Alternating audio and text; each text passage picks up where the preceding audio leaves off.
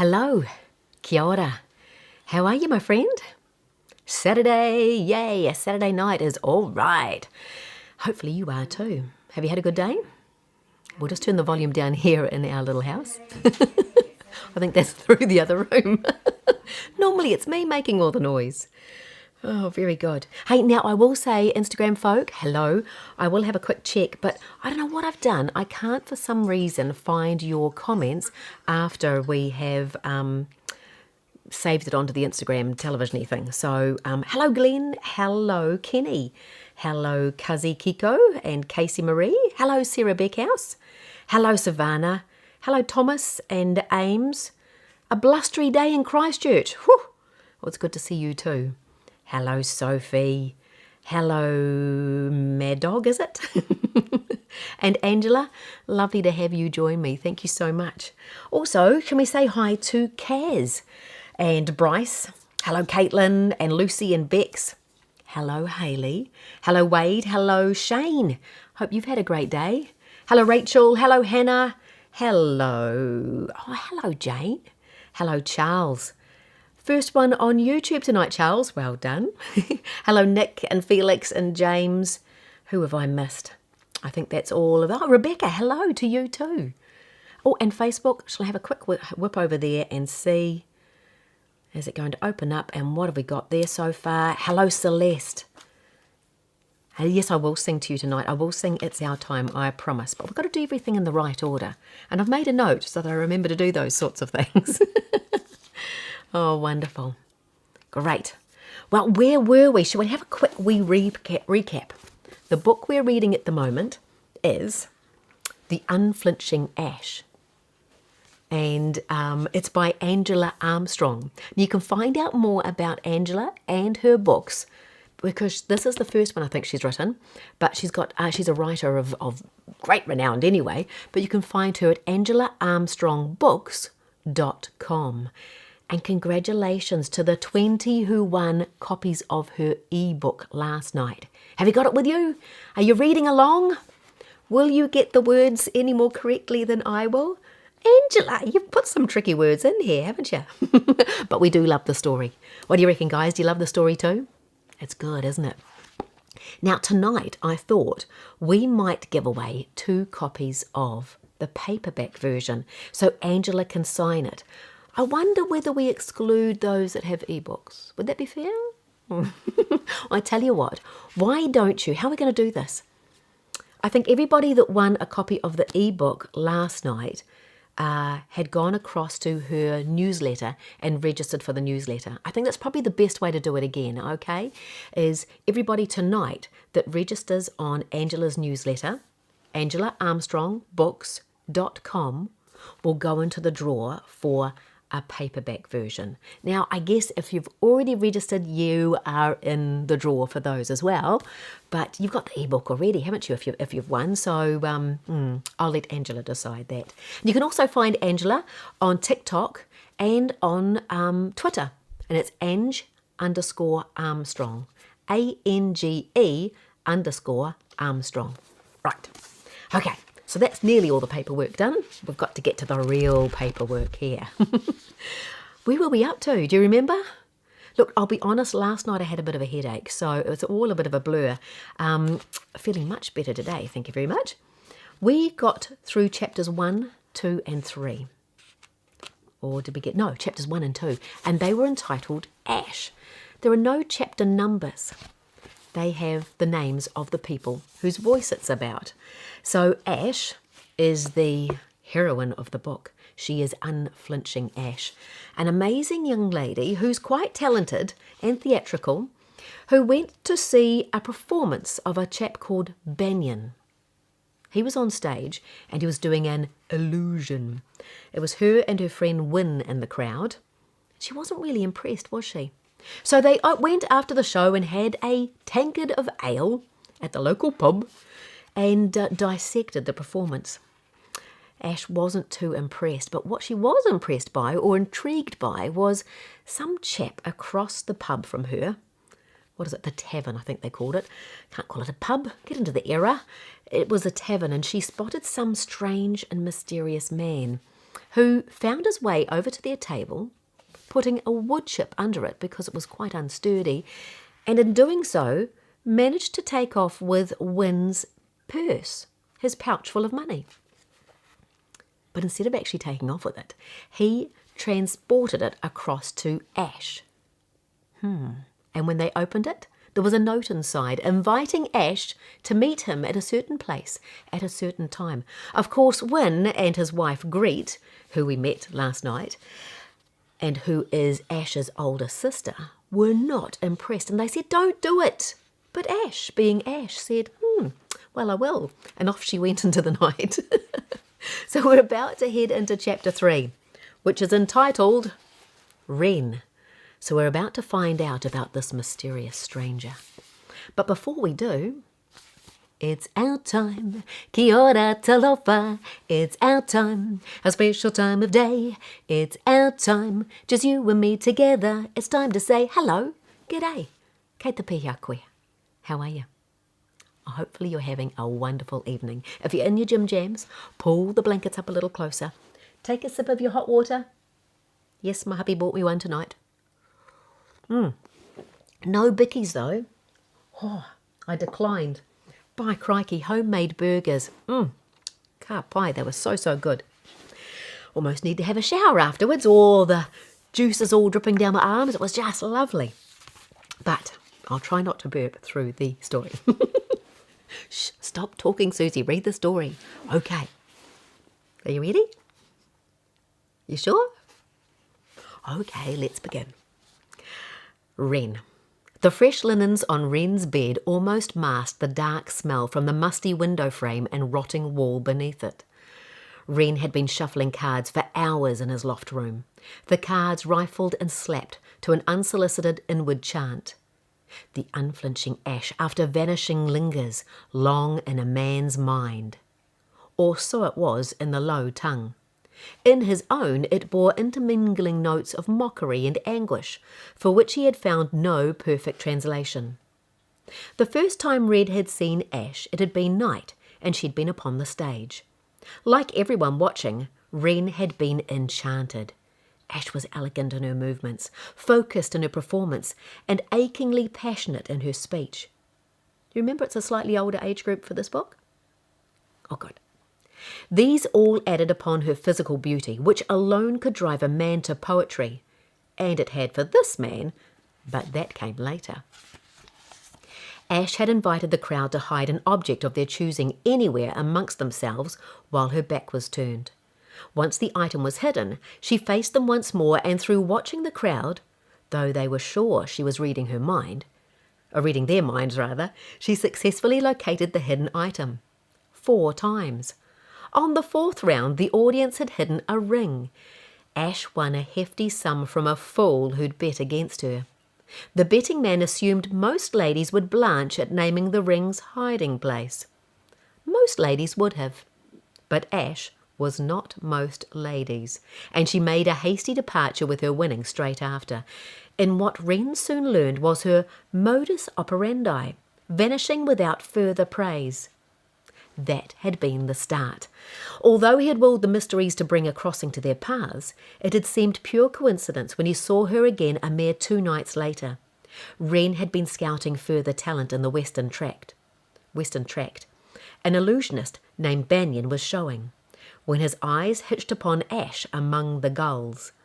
Although cloaked and quiet, she failed to hide her elegant bearing and boundless confidence. It fast became difficult to watch Banyan's show, what with intrigue assailing him as the unflinching Ash made her exit. He had observed she preferred discretion, so opted to wait for the show's end to introduce himself, a thing he felt compelled to do. He longed to speak to her. He must be prudent, he knew. She was flighty, this one. Private, elusive by default. He also held that a professional alliance would benefit them both. Maintaining professionalism with such a wonder would be difficult. But he lost her in the throng. He had retired for a consolatory tumbler of the beverage the keeper called hum beneath his rooms, but the mysteries untold must have shared his will, for Ash serendipitously appeared there, where Wren was lodged.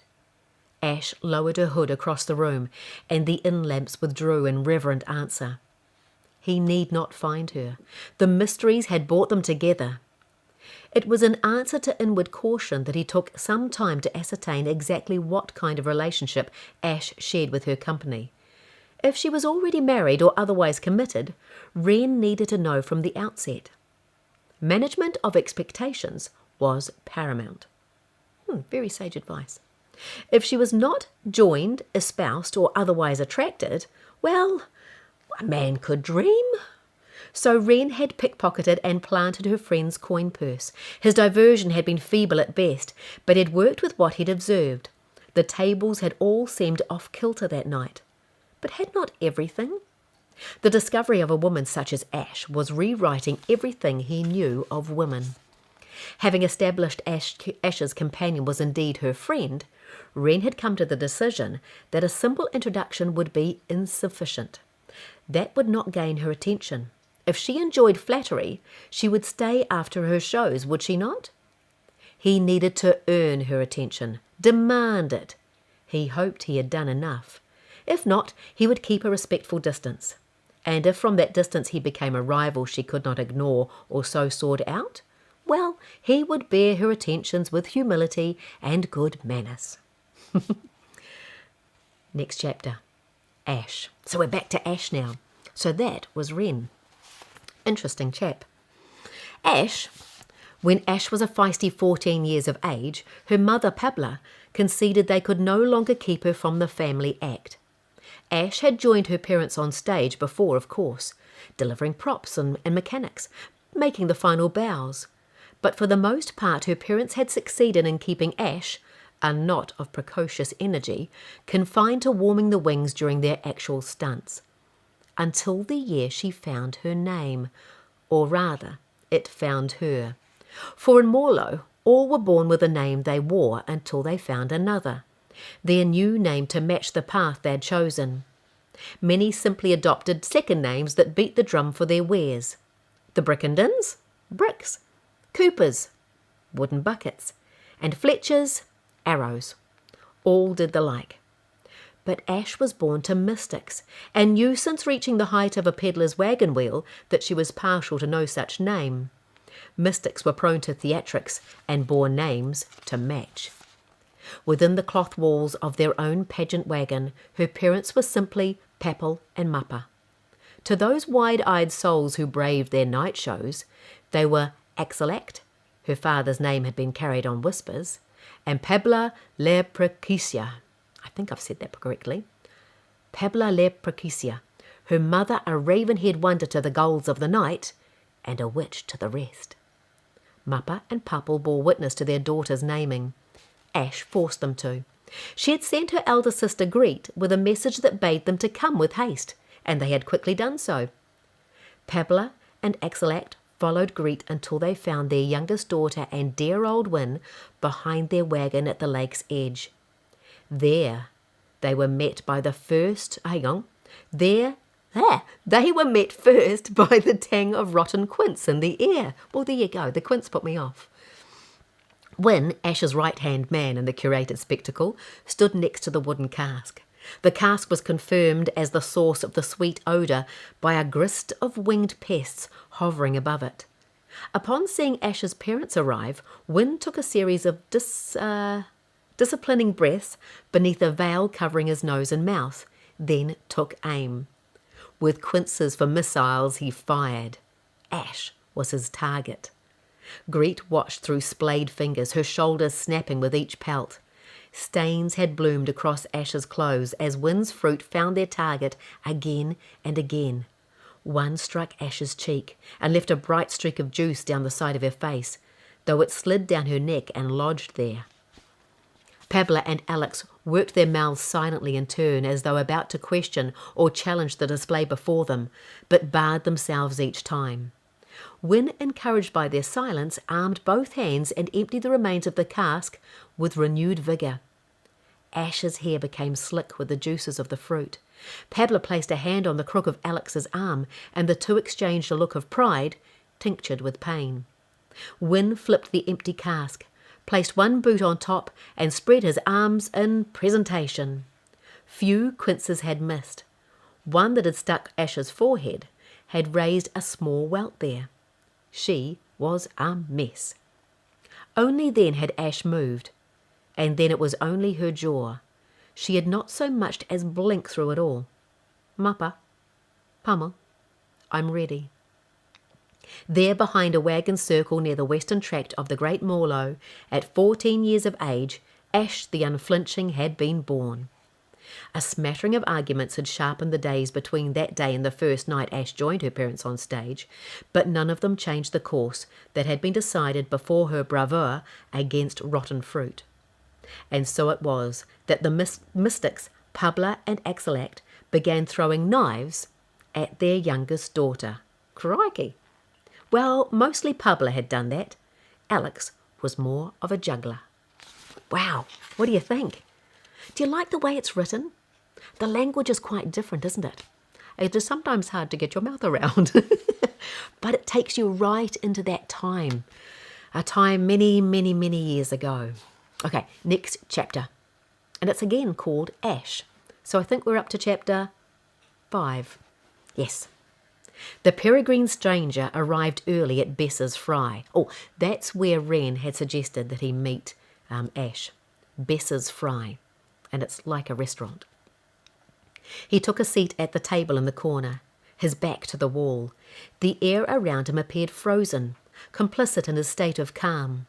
The stool opposite was empty until, with a belch from the wooden floor, it was dragged across. The stool was filled. You are not who I was expecting. Oh, you put a note in my coin purse, did you not? Wynn replied. He looked large on the stool, smug. You speak true, but I think we both know whose attention I sought. That we do, and you've got it, to a point. Yet she's not coming? Wynn smiled. Whoa there, Unmet. First we establish whether or not you're mad. Is she not capable of doing that herself? Mysteries, yes, but she likes to let me feel important now and then, Wynn winked. So how are you going to establish whether or not I'm crazy? His words were easily understood, although formal and consciously formed. Ash, concealed but looking on, knew then that the peregrine stranger wasn't speaking in his first tongue. I have some questions, Wynn paused. She wrote them. Why am I not surprised? Well, let's start with your name. Ash could see and hear most of this exchange from her place behind a kitchen screen, her hair tucked within a borrowed cook's cap. She gnawed on a skewered eel with one hand and shook a frying pan with the other. The stranger answered Wynn in time with a clang behind Ash, intercepting her eavesdropping. By all untold, no. What was the man's name? Wren, you say? You're not from around here, are you, Wren? Or even the far side of the low? Ash wanted to hug Wynn. Gull that he was, he got some things right. I'm from here now, Wren answered. His voice skimmed through the hollows of the Fry's clamour, and, like his posture, was measured and refined. And what is it that brings you here? To Bess's Fry or Morlo? Both. Yes, both. Ash resisted rolling her eyes as Wynn's cracks began to show. He was enjoying the defensive brother-in-law act, yes, but unsure of anything outside the script she'd fed him. The Queen's seal brings me here. To Bess's or Morlo's? Both. Are you from a foreign court? Wynn asked. Ash stopped chewing. They hadn't got this far in their role play. She hadn't known what motives the stranger would supply for his appearance last night. Wynn had done well to ask. This wren could be royal, should be royal for his ear. No, Wren answered. Ash emptied the fry she'd been shaking into a bowl and tossed the pan into a cask of sand to be scrubbed. Not a royal. So how do you think you'll get in to watch on Queen's Day then? Wynn asked. I am not here to watch the fight for the seal. I am here for the taking of it. Ash's door locked.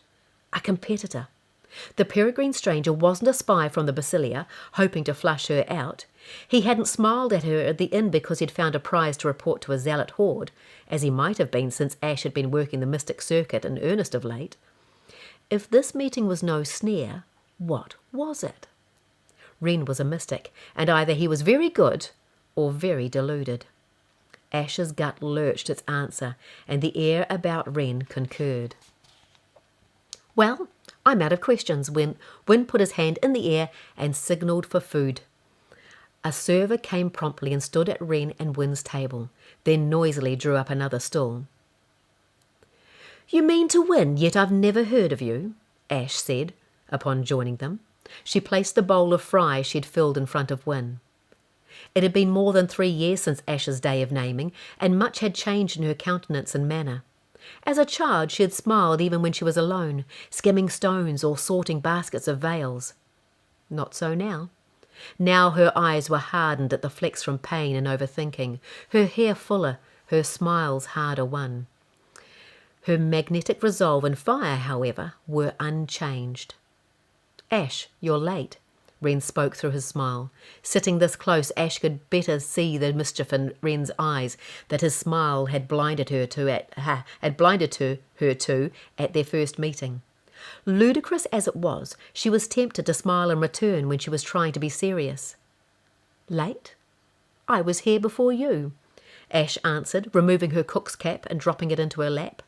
Taking all of Wren in, Ash thought his chest and shoulders filled his vest very well. "Ah," Wren looked to the screen behind them and the kitchen beyond. "I understand. Then you know why I am here." "I heard you say why you are here. Is that not the same?" "I'm not sure yet." "I have come to win the Queen's seal." "To Bess's fry? That's why you've come to me?" "Yes." "Why? I'm not in the business of dispensing seals." "No, but I believe you could win one." "That much I already know." "But I think you cannot alone. It is hard for one to receive a commendation if they're scarcely seen. I understand why it must be so.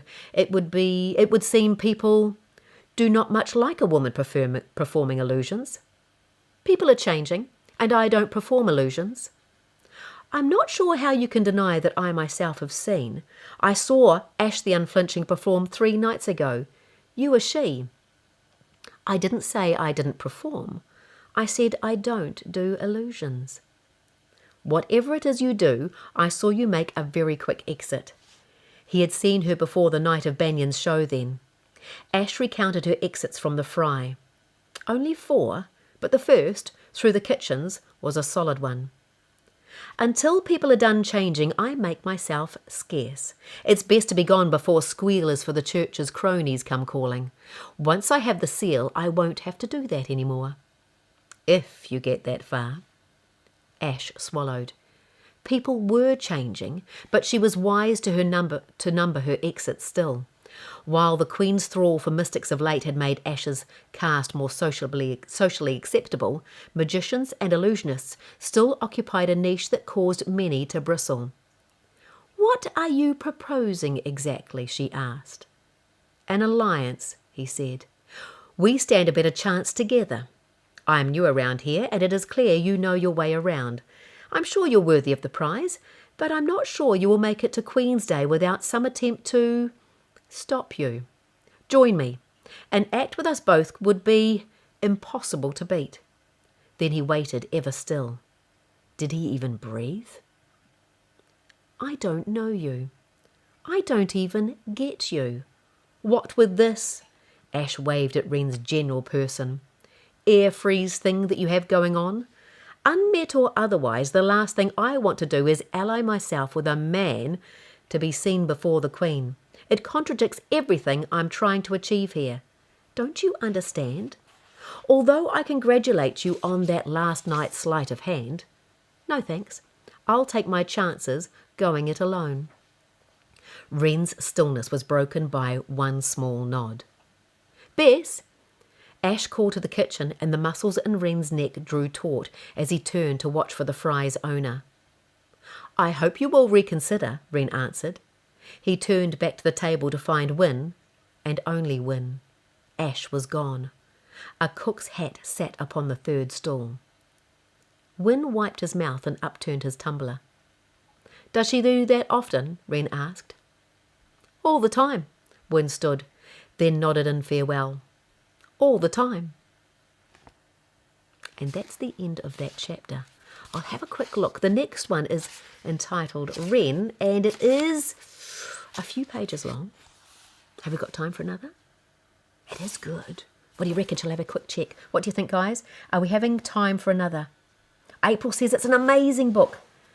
Bryce waves and has a big smile. That's great.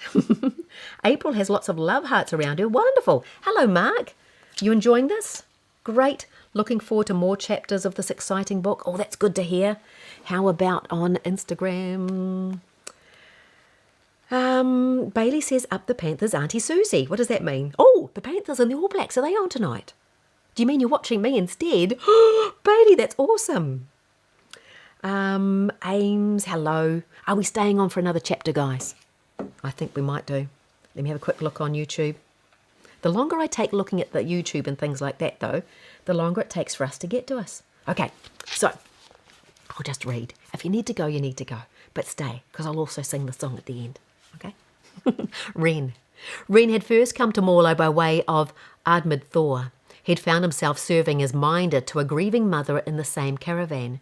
She was not long abandoned by the man who'd sired her stillborn child. The woman had warned him that further south she went, the greater the danger of her travelling in her position.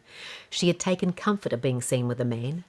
Wren was thankful no moment of weakness on her part led to her seeking greater intimacy as consolation. They had parted at Ardmid Thor's edge, where the woman took leave to stay with a relative. He saw her to the relative's door. Her story left a tenacious ache behind. Wren took his time with the next meeting. He didn't want to rush things. He wanted this bond to stick. Journey over, travelling companion escorted, Wren was ready to stop travelling, to arrive, to meet the lake at the heart of his new home. He privately committed to giving his all to this introduction. He made that promise to himself with his eyes closed. When he opened them, he imagined his chest cavity as a clean vessel, open, ready. He drew the view of the low inside his vessel. His eyes glanced over the lake's shores, docks, and circlet of dappled light. His eyes stilled on its horizon. He regulated his heartbeat until it tuned to the gentle tide. He whispered the new acquaintance's name, Morlo. He closed his eyes and checked that he could still see the vista there. He could. He repeated the name with his eyes closed. Home. After that meeting, Wren's appetite led him to Ardmid Thor's cross-thatching of wharves. You see, it's quite tricky to say. He weaved in and out through shanties, tethered houseboats and trestled stalls. A pair of children pulled wooden boats by strings behind them on the low, their feet adding creaking dockboards to dusk's song. Every 4 or 5 leaps the children were tisked as they jumped a cookpot or dove beneath a rack.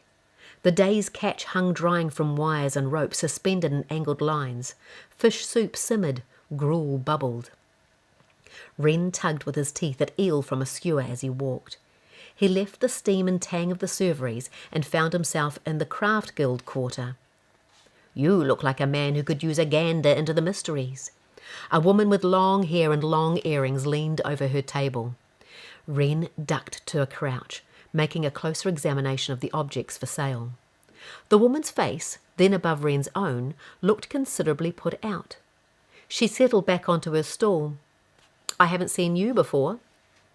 "I do not believe I've seen you either." "Nor stones such as these." Wren's eyes remained fixed on the table spread, an array of stones all painted with a single eye, though the eye's shape was created entirely by intricate dots. "Did you paint these yourself?" "Every one, yes." "The plum stones are 3 val, the palm stones are 5. "I'm sorry, I think I misheard you. It sounded like you repeated yourself, only the price went up. Have I offended you?" "I'll say it slow for the slow foreigner." The woman drubbed her fingers on the table beside the larger stones. "Palm stones, 5, she pointed to the row of smaller stones. "Plum stones, 3. And the veils? She motioned to painted fabric flourishing from a wire above her. 12 val. Wren smiled in thanks, meeting the woman's eye for the first time. Thank you for helping me. I hear the difference now, and the price seems more than fair. Impatience melted from the woman's face in answer to Wren's gaze. How many will you take? Wren smiled at her phrasing. In his own tongue, the action would be specified as purchase, not take. He had learned with some embarrassment while travelling in the caravan that taking did not mean taking without payment. Are they ornaments alone? You haven't been here long, have you? Wren offered another smile, then shook his head. These are eyes to all unknown. She propped her chin on her hand and recited, 2 eyes upon eyes when all is done, 2 eyes in the purse when bets are won, 2 eyes in our shoes guide our feet to fall, 2 stones in the low should the seeker call. Towards the end of her narration, the woman's frown and rising inflection suggested she was still unconvinced anyone could be unfamiliar with the rhyme. Much more than ornaments, then, Wren raised his eyebrows apologetically. In truth, unmet. I am short on val. Do you trade? She raised an eyebrow of genuine interest. What are you offering? A mystery. Oh, I had not taken you for a mystic. I'm not sure that I am. Wren considered the term thoughtfully. But I have a mystery for you. Mystery first, stones after. I decide how many. Deal.